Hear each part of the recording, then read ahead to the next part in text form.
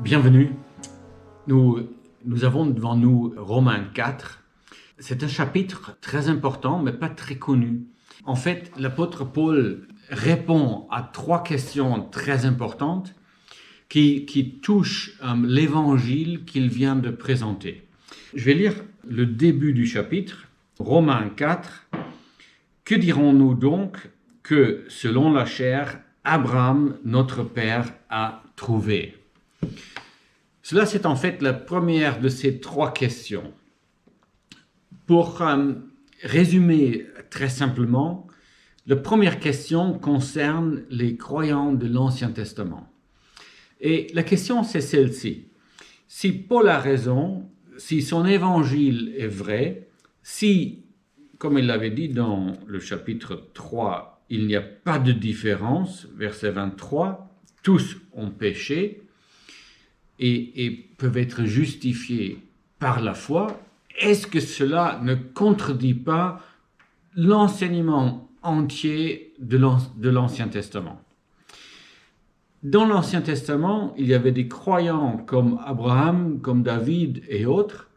Alors, comment est-ce qu'ils ont été justifiés et sauvés? Alors, Paul répond à cette question dans le premier paragraphe ici, versets 1 à 8. Et le premier exemple qu'il cite, c'est Abraham, notre père. Il pose la question, qu'est-ce qu'il a trouvé? Alors, comment il a été sauvé? Et nous trouvons la réponse déjà au verset 2. Car si Abraham a été justifié sur le principe des œuvres, il a de quoi se glorifier, mais non pas relativement à Dieu. Alors c'est ça la question. Comment ça marche la justification? Comment c'était avec Abraham? Est-ce que c'était sur la base des œuvres qu'il a accomplies ou est-ce que c'était sur la base de la foi? Alors, c'est très important de connaître la réponse parce que, comme Paul dit, si c'est sur la base des œuvres, il peut se glorifier. Il peut dire, ah mais j'ai bien fait, j'ai accompli ces œuvres et c'est pour cela que Dieu m'a compté juste. Mais est-ce que c'est le cas? Le verset 3 donne une réponse très claire. Car que dit l'Écriture? C'est une très bonne question qu'il faudrait en fait poser plus souvent. Que dit l'Écriture? C'est l'Écriture seule qui a l'autorité de répondre à toutes les questions de notre vie, aussi à celle-ci. L'Écriture dit ceci. Et Abraham crut Dieu, et cela lui fut compté à justice. C'est une citation de Genèse 15. Dieu avait promis à Abraham une descendance et Abraham l'a accepté. Il l'a cru. Et je vais lire ce verset dans Genèse 15. C'est très important que nous trouvons le principe de la justification par la foi si tôt dans l'Écriture. Genèse 15, verset 6. Et il crut l'Éternel, et il lui compta cela à justice. Alors cela ne veut pas dire que la foi est quelque chose où je peux dire, parce que j'avais cette foi, je mérite le salut. Ce n'est pas l'idée de mériter quelque chose, mais c'est plutôt l'idée d'un canal par lequel le salut peut venir à nous. C'est la façon de recevoir ce salut que Dieu offre gratuitement. Alors, peut-être vous vous posez la question, mais est-ce que Abraham n'a pas aussi accompli des œuvres? Et en fait, Jacques dit dans son épître que Abraham a été justifié par ses œuvres. Il était même prêt de sacrifier son fils unique Isaac. Et c'est vrai, mais c'était devant les hommes. Les hommes ne peuvent pas regarder dans le cœur, ils ne voient que les œuvres. Alors devant les hommes, Abraham était bien justifié par les œuvres. Mais ici, dans Romains 4, nous parlons de la justification devant Dieu, et là, c'est uniquement par la foi. Dieu a compté sa foi à justice. Verset 4. À partir du verset 4, on pourrait dire dans versets 4 et 5, l'apôtre Paul en tire une conclusion. Il établit un principe général.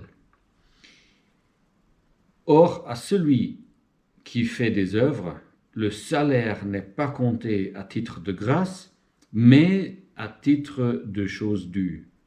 Mais à celui qui ne fait pas des œuvres, mais qui croit en celui qui justifie l'impie, sa foi lui est comptée à justice. On pourrait dire que dans ces deux versets, on a deux types de personnes.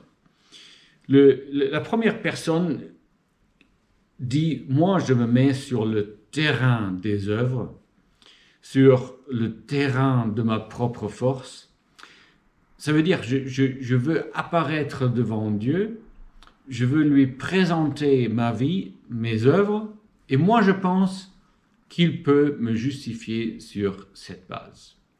Alors Dieu dit « Très bien, si vous voulez vous présenter sur ce terrain-là, moi, je vais vous évaluer sur ce terrain-là. » Et c'est quoi ce terrain?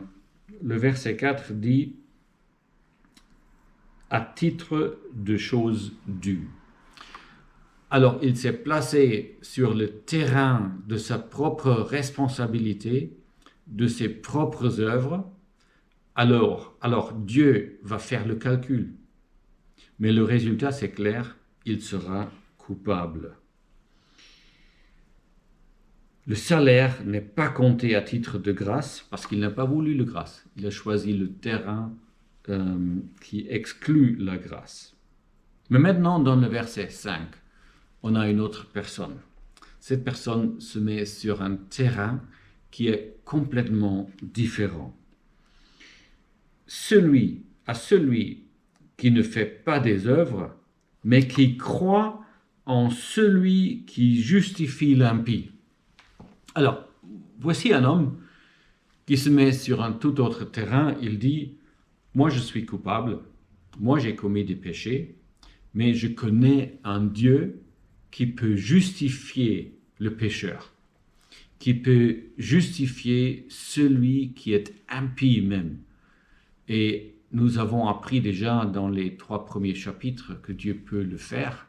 Il peut justifier l'impie sans devenir injuste, parce que Christ a payé le prix avec sa propre vie.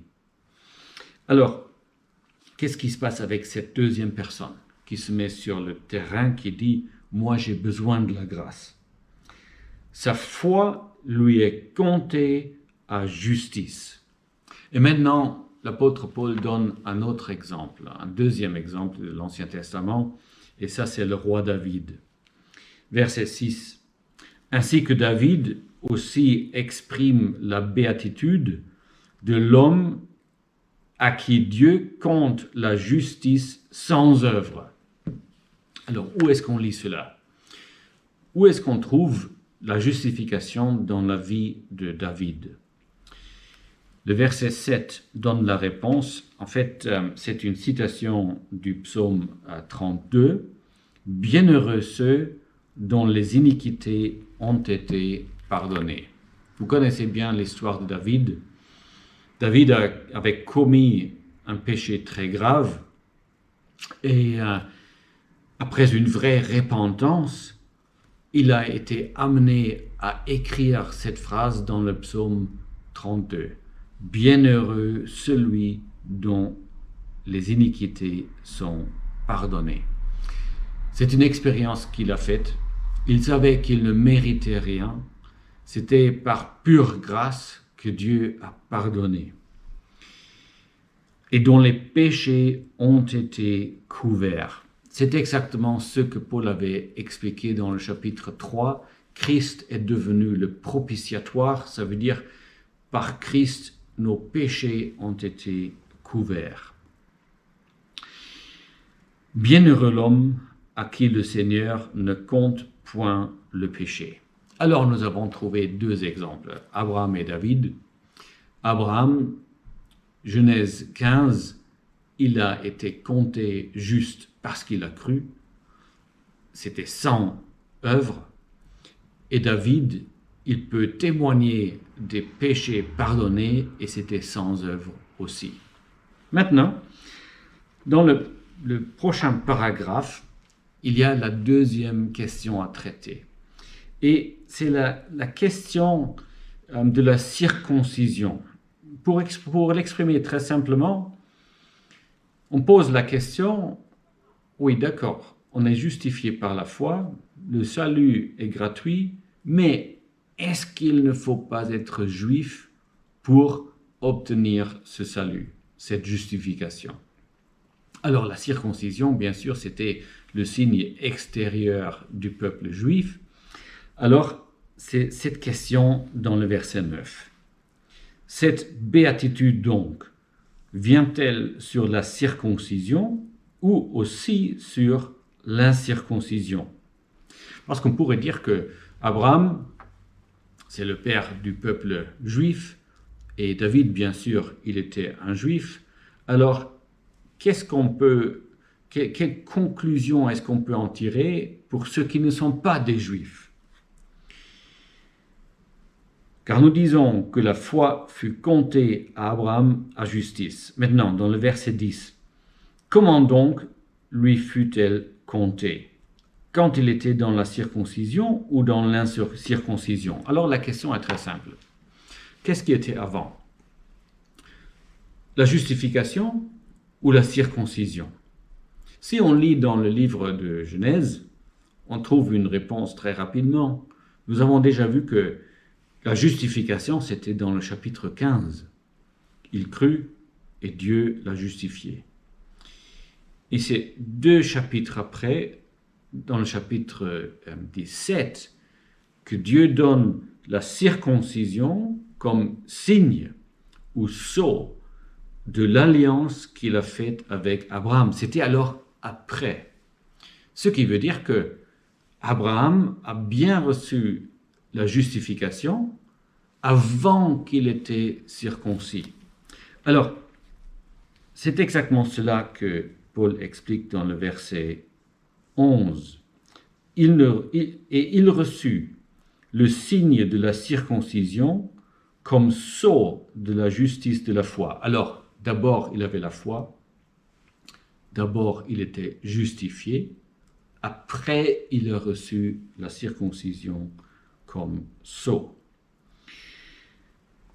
Pour qu'il fût le père de tous ceux qui croient dans l'incirconcision. Alors, nous tous qui sommes des gentils, pas des juifs, nous avons cru dans l'incirconcision et l'exemple d'Abraham montre que la justification par la foi est bien disponible pour nous aussi.